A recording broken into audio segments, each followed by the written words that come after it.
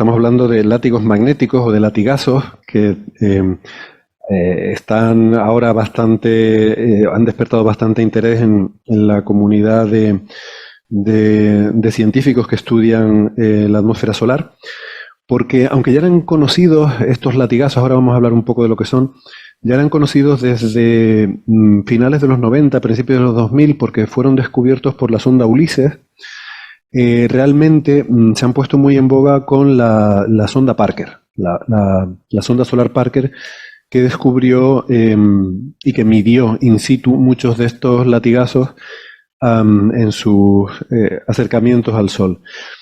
Y para una explicación sobre esto les recomiendo el episodio 246 en el que hablamos con Valentín Martínez Pillet, que es cuando se publicaron los primeros resultados en Nature, salieron varios artículos juntos de la sonda solar Parker, y ese día pues tuvimos una conversación con Valentín y lo cuenta genial, porque entonces les recomiendo que lo escuchen ahí, porque Valentín sabe mucho más que yo de todo esto y de casi todo.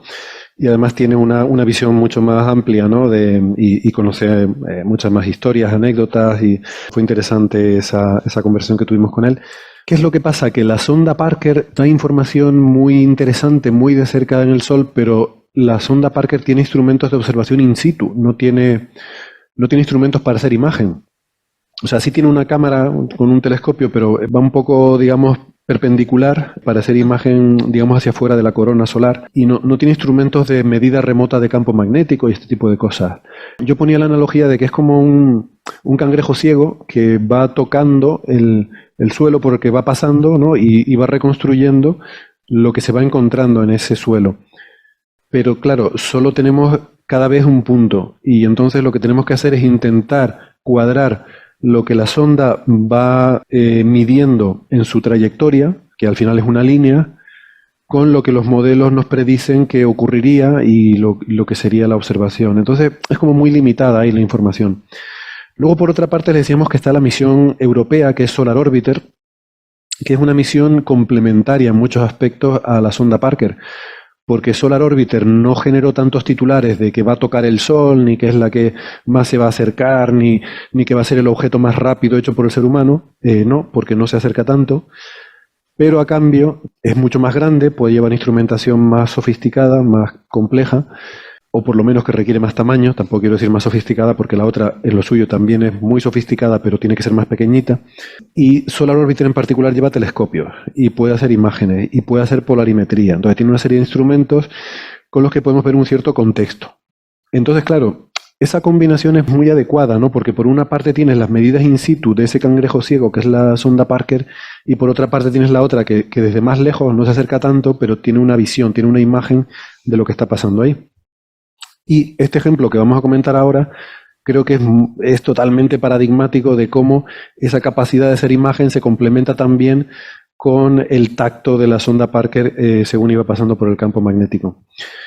¿Por qué? Pues se publicó en Astrophysical Journal Letters, las cartas del Astrophysical Journal.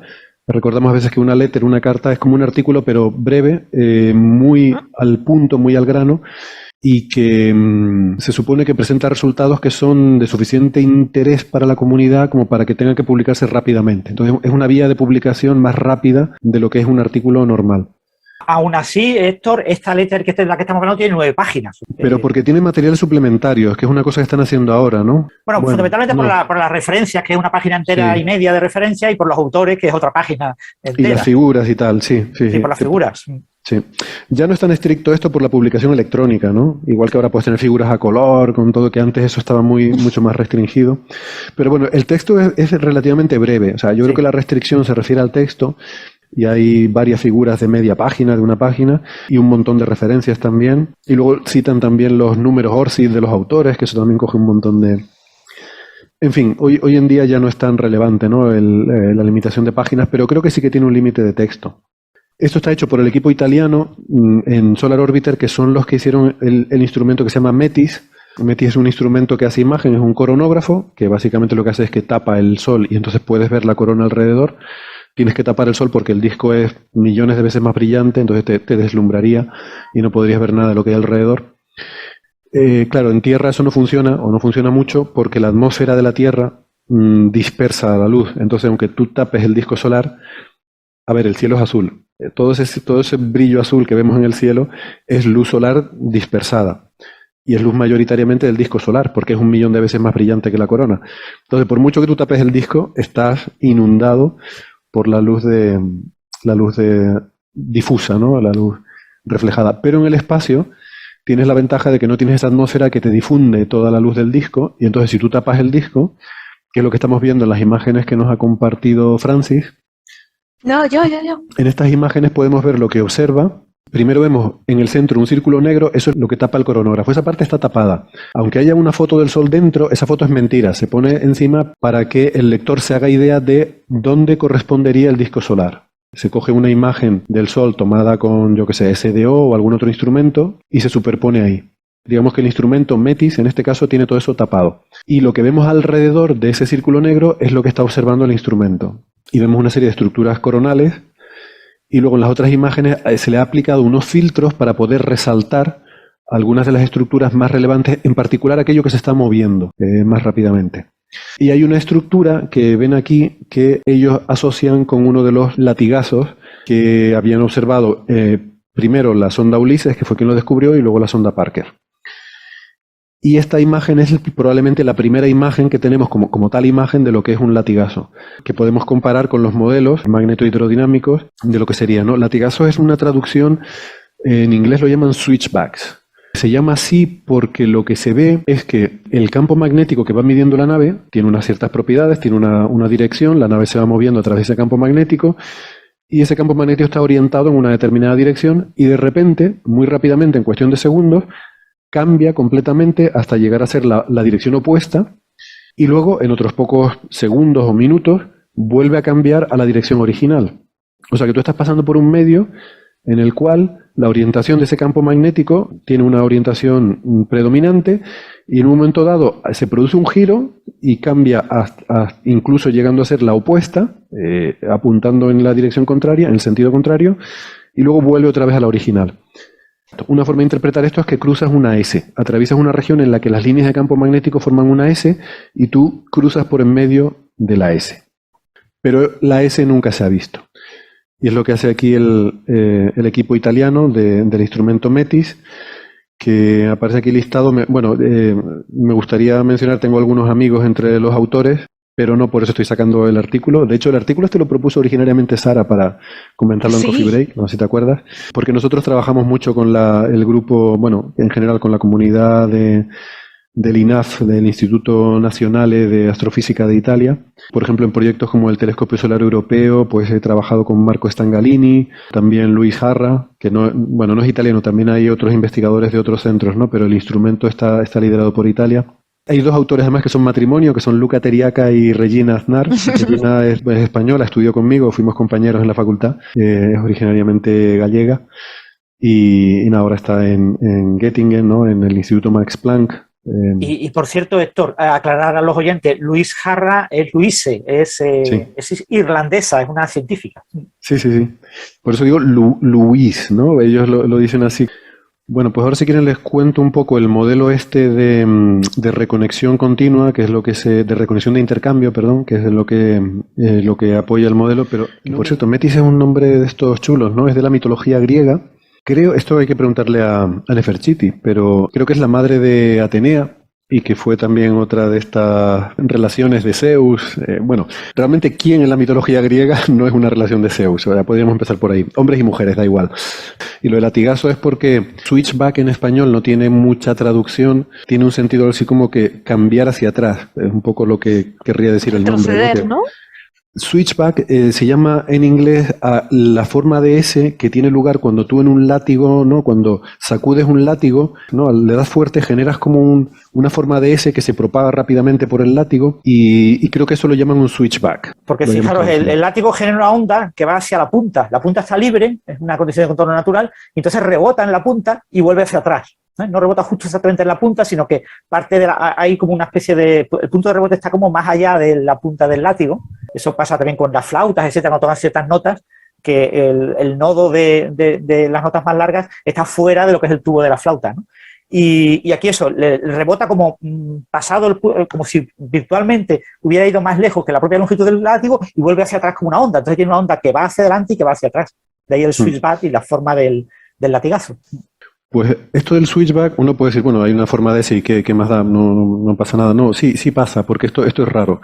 Y para entender por qué es raro, hay que entender un poco la magnetohidrodinámica, ¿no? Que lo hemos comentado a veces.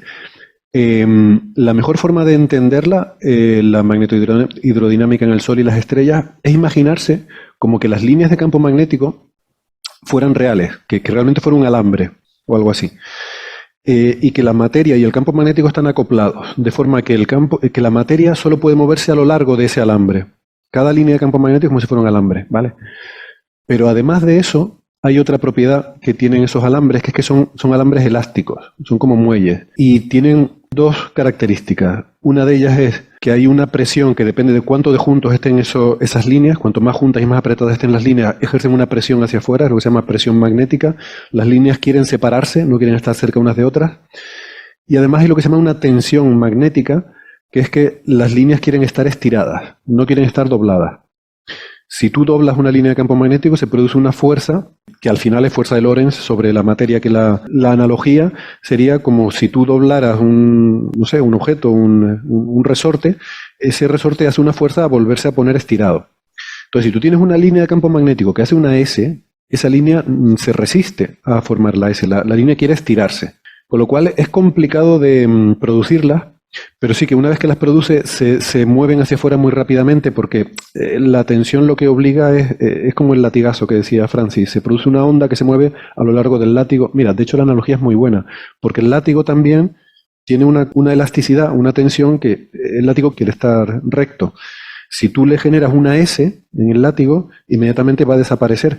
Pero si la generas con una sacudida, no desaparece, sino que se va propagando hacia afuera. El látigo va corrigiendo la S en un sitio, pero a costa de moverla más hacia afuera, ¿no? Esa fuerza restauradora que tiende a restaurar el látigo a su posición recta, lo que hace esa fuerza es mover la S hacia afuera. Entonces, lo que predicen los modelos es que esa S no puede existir así tal cual, tiene que estarse moviéndose fuera muy rápidamente. Y esto puede tener implicaciones porque se ha propuesto que podría ser, si estos switchbacks, si estos latigazos son muy comunes, podría ser lo que esté acelerando el viento solar, que es algo que no sabemos muy bien, sobre todo la componente rápida del viento solar. El viento solar, el origen del viento solar es bastante enigmático. Hay dos tipos, que es el viento rápido y el viento lento, que la diferencia es que el viento lento a la distancia de la Tierra se mueve unos 400 kilómetros por segundo, y el viento rápido va casi al doble de eso. Además, el viento rápido tiene una composición química que es parecido a la superficie del Sol, lo que se llama la fotosfera, mientras que el viento lento tiene una composición que se parece a la de la corona. Les hemos dicho alguna vez que hay un fenómeno un poco raro que no se entiende bien, que se llama el efecto del primer potencial de ionización, que es que la composición química de la superficie del Sol, la fotosfera, y la corona no son iguales. Y la diferencia está en aquellos elementos que tienen un primer potencial de ionización bajo. Esos elementos que tienen un primer potencial de ionización bajo quiere decir que son fáciles de ionizar, fáciles de convertir en iones. No se sabe por qué, aunque hay varias teorías al respecto. Hay una sobreabundancia en la corona de elementos con primer potencial de ionización alto con respecto a la composición fotosférica. Eso es lo que se llama el efecto FIP, First Ionization Potential, y es un poco uno de esos problemas que no se acaban de entender. Bueno, pues el viento solar rápido y lento es como si uno viniera de la corona y otro viniera de la superficie, porque la composición uno de ellos refleja ese efecto FIP y el otro no. Y parece ser también que el viento solar rápido se propaga a través de agujeros coronales, o sea, no son emitidos por todo el Sol. No tenemos una imagen tridimensional de todo el viento solar, porque de nuevo solo lo vemos en un punto, que es donde estamos midiendo, y no sabemos cómo es todo alrededor. Pero parece ser que el viento solar rápido, que es el que viene de la superficie, sopla sobre todo a través de los agujeros coronales. ¿Qué son agujeros coronales? Pues la corona del Sol es como una especie de melena que ocupa todo el Sol, que está hecha de pequeños bucles de campo magnético, pequeños arquitos, pequeños o grandes. Algunos son grandes, pero hay, como todo, hay pocas cosas grandes y cada vez más cosas más pequeñas, ¿no? Pues esos pequeños bucles lo cubren prácticamente toda la superficie del Sol, y esos bucles son arcos con sus patas ancladas en la superficie y están rellenos de plasma solar, están rellenos de materia, ¿no? Por lo que decía, donde hay ese campo magnético, hay materia ahí en medio porque está acoplada. Entonces es como si ese pelo, esa melena del Sol, contuviera el viento solar que intenta soplar de la superficie de abajo, se topa con eso y no puede soplar hacia afuera, ¿no? No puede atravesarlo o le cuesta. Pero sin embargo, los agujeros coronales, que son zonas que aparecen en determinados momentos, sobre todo en el mínimo de actividad, hay zonas que se quedan peladas de esos arcos magnéticos y entonces ahí no vemos esa corona difusa. De ahí parece que emana con mucha fuerza el viento solar rápido. Es como si al no haber esos arcos por encima de la superficie, por encima de la fotosfera, tuviera más libertad para soplar de ahí el viento solar, ¿no? Y parece que esa es la componente de la que emana el viento solar rápido. Vale. Eso es más o menos lo que sabemos del viento solar rápido. Pero por qué emana no lo sabemos bien. Se ha propuesto que quizás esas zonas pueden estar asociadas con la producción de estos latigazos y que los latigazos, al moverse hacia afuera rápidamente, se lleven material y estén acelerando viento solar. Para eso habría que tener estadística, habría que saber cosas que todavía no tenemos, pero puede ser una pista interesante. Entonces, dime, Francis. Los latigazos serían parte del origen del viento solar rápido, pero no del lento. Exactamente. Sí, sí. Y el mecanismo, o sea, probablemente el lento es originado en la corona y el rápido probablemente tenga que ver con, o venga de la superficie, o bien tenga que ver con la interacción, que es lo que voy a contar ahora, entre la corona y la región de la superficie que queda expuesta por el agujero coronal. Y ahí lo que se había propuesto como origen de viento solar y que también podía estar en el origen de estos latigazos, es una cosa que se llama reconexión de intercambio, que voy a ver si la consigo mostrar en la pantalla, pero bueno, lo voy a explicar. Pero bueno, primero déjame explicar lo que es la reconexión. La reconexión es un proceso que ocurre a veces en MHD, que está prohibido en MHD ideal. O sea, en MHD ideal no ocurre la reconexión, pero en condiciones no ideales puede ocurrir. Y condiciones no ideales suelen ser, en el caso del Sol, por ejemplo, cuando la conductividad del plasma no es infinita. O sea, el plasma tiene una conductividad eléctrica muy alta, pero no es infinita. Si la conductividad fuera infinita, estaríamos en condiciones de MHD ideal. Pero en la vida nada es infinito y tampoco nada es ideal. Y eso hace que, bueno, una de las manifestaciones de MHD no ideal es esto que se llama reconexión. Es un fenómeno muy interesante en el cual cuando tú tienes líneas de campo magnético que están retorcidas y están cerca unas de otras, de tal manera que hay una configuración de campo magnético parecida, en la cual bastaría que tú dices, ojo, da rabia, porque si esta línea en vez de estar aquí viniera por allá y la otra viniera por aquí, o sea, si pudieras coger un poco de Tipex, borrar las líneas por un sitio y conectarlas de otra forma con el lápiz y dijeras, hago este pequeño cambio con el Tipex y de repente la energía magnética que hay aquí almacenada es mucho menor. Pues claro, la naturaleza siempre tiende a la menor energía posible y si hay una configuración parecida de menor energía, se produce una especie de reconexión que es como, bueno, se produce la reconexión que es como si, no es eso lo que ocurre, pero es como si las líneas de campo magnético se rompieran en determinados puntos y se reconectaran de otra forma. Eso no puede ocurrir porque las líneas de campo magnético no se pueden romper, son un ente matemático y son líneas que deben tener siempre una continuidad, ¿no? Pero es como si las cortáramos de un sitio y las juntáramos de otra forma, como si reconectáramos unos cables y diéramos lugar a una configuración que es energéticamente más favorable.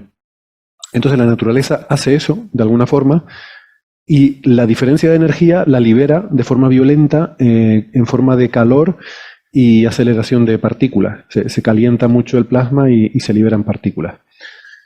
Entonces hay muchas formas en las que puede ocurrir esta reconexión y una de esas formas es esto que aparece en la imagen, que primero lo voy a describir para los que puedan estar viendo la imagen y luego intentaré resumirlo para los oyentes del podcast. Esto ocurre en los bordes de los agujeros coronales. Los agujeros coronales son zonas donde el campo magnético, en vez de formar un arco, salir de la superficie del Sol, formar un arco y volver a entrar, que es lo que ocurre normalmente, en un agujero coronal la línea de campo es lo que se llama abierta. No puede ser del todo abierta porque todas las líneas de campo magnético son cerradas, pero abierta quiere decir que llega hasta el medio interplanetario. sea, que sale de la superficie del Sol, se va hasta el medio interplanetario y luego ya vete tú a saber a dónde va a parar esa línea y por dónde vuelve. Debe volver, ¿vale?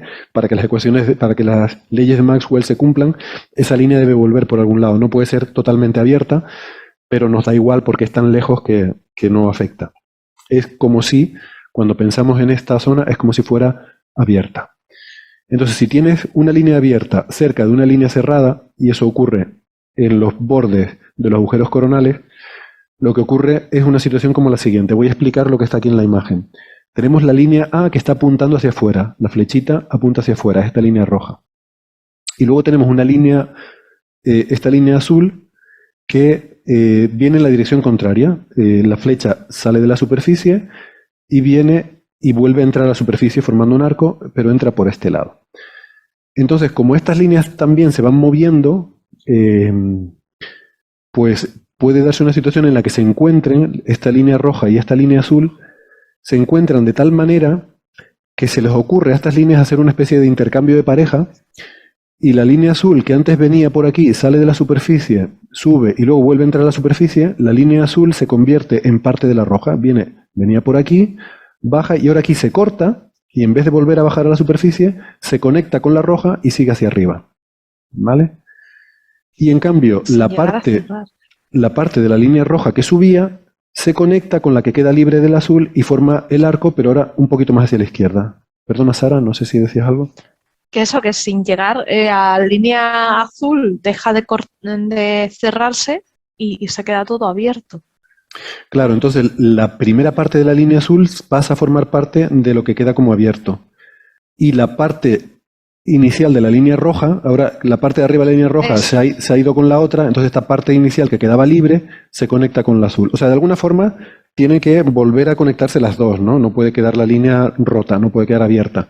Entonces, si un trozo de una se va con un trozo de la otra, pues el trozo restante de la anterior tiene que irse con el trozo restante de la otra. La cuestión es que esta configuración que aparece en B es energéticamente favorable, porque el arco que queda aquí es más pequeño. Y entonces la naturaleza, dada la oportunidad, lo hace, se produce la reconexión, no sabemos bien cómo, esto es complicadísimo, cómo ocurre, y es una cosa en la que hay mucha gente rompiéndose la cabeza intentando simularlo, pero es un proceso casi instantáneo, por eso es muy difícil de simular, en el que se libera muchísima energía de repente, y esa energía se inyecta en el plasma, o sea, este plasma aquí está súper caliente. Y hemos formado esta forma de S, que ahora queda también aquí como muy inestable, y por eso esta línea que está aquí curvada se endereza, ¿no? Es como cuando tienes un resorte doblado y lo sueltas, ¿no? Pues tiende a enderezarse, y ese enderezarse propulsa la forma de S hacia arriba para que salga acelerada a alta velocidad. Entonces, bueno, no sé si con la explicación visual se ha entendido un poco lo que quería contar, pero bueno, lo intento resumir para el oyente de podcast diciendo que donde tienes esa coexistencia entre las líneas de campo abiertas, que son como muy verticales en el agujero coronal, y en el borde del agujero coronal tienes arcos de la corona, pues entre la línea abierta vertical y el arco se produce una interacción de tal forma que esas líneas es como que se rompen, vamos a decirlo así, se conecta un pie del arco, se conecta con la línea abierta, y el otro, y queda formando, digamos, la parte arriba del arco y la parte superior de la línea abierta que sigue hacia arriba hasta el medio interplanetario, y el otro pie del arco que queda suelto por su cuenta, quedaría huérfano, también con la parte de abajo de la línea abierta que también quedaba huérfana, pues ellos dos también se recombinan, ¿no? Por eso hacia la analogía está como el intercambio de parejas, ¿no? Es como que un trozo de una línea se va con un trozo de la otra, pues entonces el trozo que queda suelta de la primera línea se combina con el trozo que queda suelta de la segunda línea, y al final, como decía creo que Maluma, felices los cuatro, y se libera un montón de energía. Bueno, pues nada, Gastón, acababa de darles la chapa a esta gente con la reconexión de intercambio, eso se llama reconexión de intercambio, y se supone que ocurre muy frecuentemente en los bordes de los agujeros coronales.